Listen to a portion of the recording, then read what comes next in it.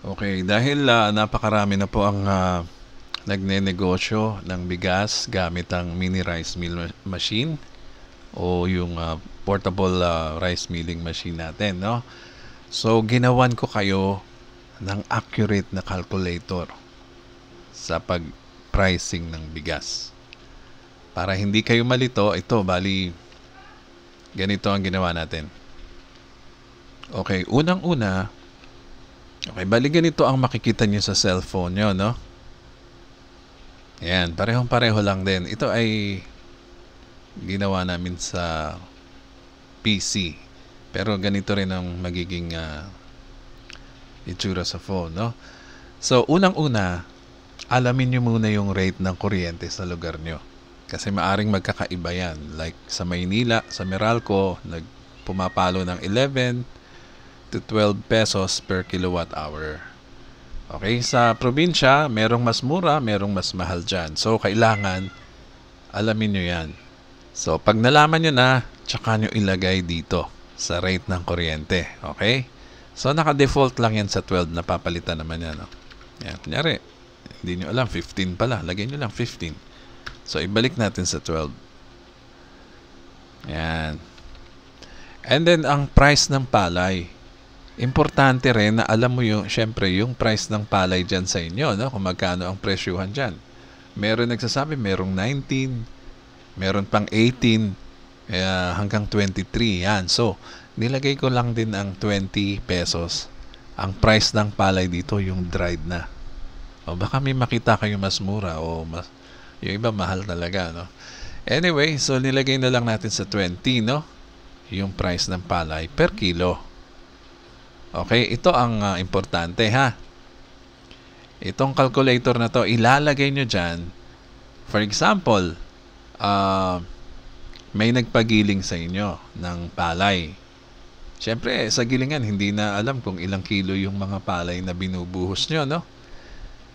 Para mas accurate ang computation nyo, orasan nyo na lang yung kanyang, yung trabaho sa kanya, no? Ng machine. Kung ilang minuto ba ninyo na gamit yung machine para dun sa pinagiling niya. Okay? Meron kasing palay na no, na magkakaiba yan ng no, nagkakaroon tayo ng pagbabago sa recovery rate, no? Kaya nilagay na natin dito yung minuto na lang para mas accurate. Kunwari, nagpagiling siya ng palay, inabot ng isang kabang bigas ang total nung nagawa. Kaya 50 kilo to. Natapos siya ng 20 minutes. O, i-record nyo, 20 minutes ang natapos. So, ilagay nyo dyan 20 minutes. Naka-isang kabang bigas siya, no? So, hayaan nyo na kung ilang kilong pala yon. Siyempre, hindi na tayo nagbibilang nun para hindi na natin isipin, no? Kung ilang kilo yung palay. Basta, ang resulta, ilalagay nyo dito. Diyan sa pula na yan, no? Pula yan. Kaya kung ginawang pula para maging accurate, lalagay nyo, kunyari, 20 minutes. Tapos na yung trabaho dun sa isang customer. Nakagawa siya ng 50 kilo o isang kabang bigas. Ang recovery rate, normally, pagka ang palay ay completely dried, yung talagang normal na palay na maayos, no? Papalo tayo hanggang 70%. 65 to 70%. So, linagay natin sa gitna, ha? Yang machine natin, yan ang recovery rate na average, ha? So, 66%. Ngayon, so may nagpagiling sa inyo. Ito, importante pag may nagpapagiling. Pero kung sarili nyo naman yung ginigiling nyo, pwede nyo rin idagdag dito kung magkano bang profit margin per kilo ang gusto nyong ipatong doon sa ititinda nyong bigas. Okay? So, ito importante sa magpapagiling sa inyo. Ito naman, importante kung sarili nyo yung ginigiling nyo at gusto nyo lagyan ng profit margin. Okay? Malinaw naman, no? Sa profit margin, kayo ang magde-decide dyan. Kunyari, na kikita nyo na mataas na masyado ang bigas, hindi na bumababa ng 50 per kilo, no? Pwede nyong i-compete dyan sa market. Siguro, pwede ka maglagay ng hanggang 8 pesos per kilo, which is okay na yan. Yung 5 nga, okay na rin. Pero gusto nyo pang tumubo, mataas ang bigas, okay, 8 pesos na lang lagay natin, ha? O, ngayon, kumpleto na, no? Nakuha nyo na yung rate ng kuryente, nakuha nyo yung gastos nyo sa palay na 20 per kilo. And then, nakuha nyo na kung ilang minuto kayo naggiling. Okay? At yung ilang kabang bigas ang nagawa, isang kaban to, 50 kilo.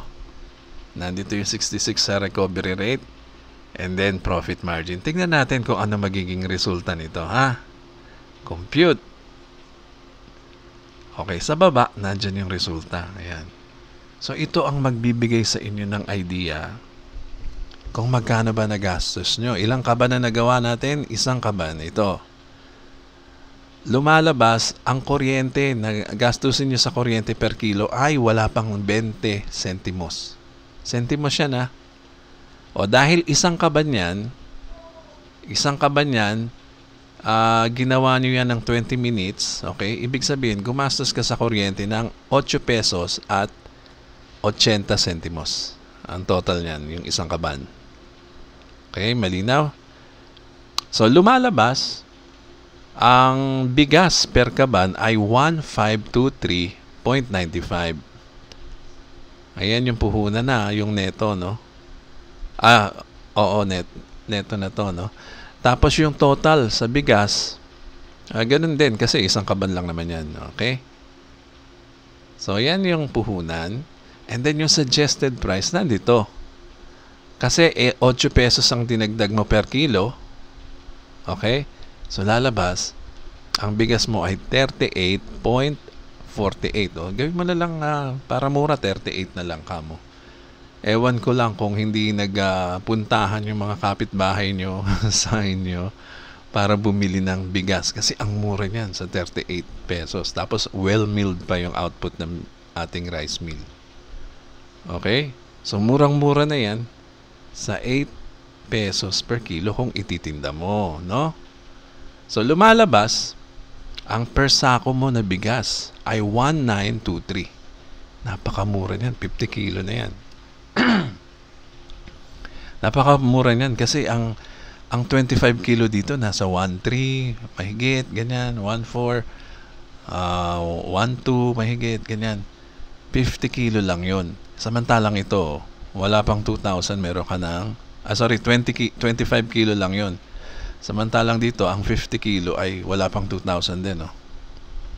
Okay, so ang laki ng tinipid nila.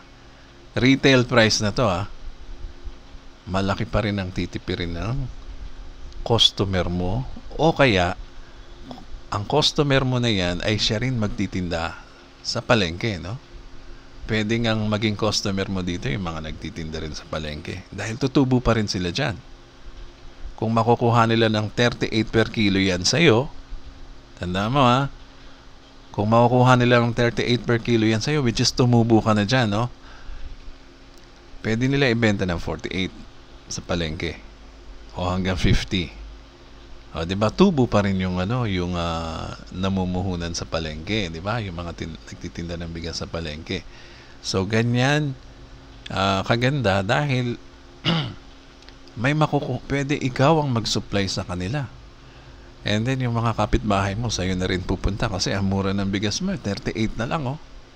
Wala pa sa 40. O, 'di ba? So ito ay pinag-usapan natin yung isang kabang bigas lang, ito to.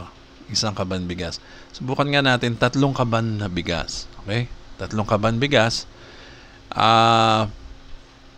Papalo yan ng 1 oras. So gawin natin to. Siyempre orasan nyo para accurate, Kung ilang minuto natapos, dapat yun ang ilalagay nyo dito, yung exact. Dito estimated lang to, 60 minutes, 1 oras. Sa 3 kaban ito. So, i-compute uli natin. Ayan. So, 3 kaban. Ayan na yung magiging pricing nyo. Yung inisa-isa natin, no? Ganun pa rin. Yung kuryente, 26 pesos. And 40 cents. So, ganyan. Para makita nyo kung kung eksakto ba yung pricing nyo. Kasi minsan, o 'di ba, pag nagigiling ka, maraming mga aberya. Kunyari may mga time na inulit mo, binuhos mo uli, o kung nag-extra minutes, no? Dumagdag ang minutes. Imbis na 60 minutes, umabot na 70 minutes. So mag-a-adjust ang pricing, syempre, no? Ayan, syempre na lumiliit ang tubo mo. Tumagal kasi yung giling mo, oh. Tapos 150 pa rin ang kilo ng bigas. So ganun lang, para ito ay magbibigay sa inyo ng suggested price na accurate. Okay? Kailangan makuha niyo yung exact time na natapos yung giling nyo, and then kung ilang kilo ang bigas na nagawa. Tapos ito na ang magbibigay sa inyo ng idea kung magkano ang puhunan o gastos at suggested price. Okay? Ito, depende na sa inyo kung magkano profit margin ang ilalagay nyo. Yan po muna si Simple Machine PH para sa aming portable o mini rice mill machines. Okay? Para sa mga gustong mag-negosyo ng bigas. So gamitin nyo to. Ipopost ko yung link. Ugaliin yung tingnan ang description ng mga videos namin kasi ang dami nagtatanong, hindi nila alam, nasa description na yung sagot. So tingnan nyo naman yung description. Dun sa baba ng video may more, di ba, may nakalagay na more. I-click nyo lang yun at makikita nyo yung buong detalye, no? Para hindi na kayo tanong how much, saan po nakakabili niyan. Ang dami nagtatanong na ganyan, tapos yung iba galit na galit, hindi daw sumasagot, hindi nila alam yung sagot, ay tutukain na sila. Sa dami ng nakalagay na sagot at sa dami ng nakalagay na information sa aming description, ay hindi pa rin nila alam tingnan. Okay? Tingnan nyo naman yung description. At saka i-like nyo na rin yung aming channel. I-like nyo, mag-comment kayo, magtanong kayo ng ibang tanong na hindi nyo nakita sa description. Mas sasagutin namin yung gano'n. Okay? So yan po, si Simple Machines PH. Hanapin lang kami sa Facebook at mag-message sa amin. At napakadali po umorder at ang bilis po ng deliveries namin, no? From Luzon hanggang dulo ng Luzon hanggang ibaba, dulo ng Mindanao, ay palagi kami nagdi-deliver dyan. So yan lang po muna. Mag-subscribe kayo sa channel namin. Maraming salamat po.